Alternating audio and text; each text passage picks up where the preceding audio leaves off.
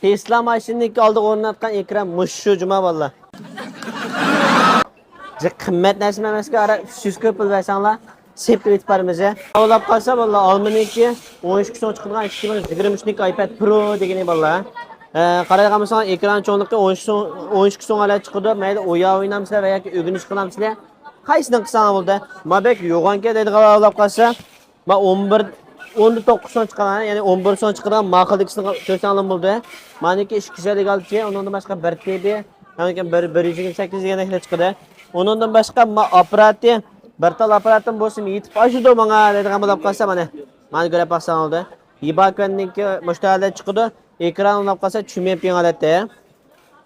Pul olib qolsa 3 ming atrofida chiqib qoldi. Onundan başqa odatgida eslatsam, bo'laverdi menga deydigan bo'lsa, mana ko'rsan oldi. Almaniki daqiqa. Meyda jibinsi holat ishlangan nuqsi ekranimi ancha yo'g'on ketmaydi, lekin odatda turmush ishiltidiganga, o'g'inish ishiltidiganga tamamen bo'ldi. Mana apparatni ko'rib yiqinglar. Ham o'g'inish qilgan bo'lgandan keyin apparatga bekara qaraydi mana. Qarasanglar shunda o'ychi holatda. Mayl dars takror shulamdi va yoki tartib evet shulamdi. Qanday qilsanglar oldi.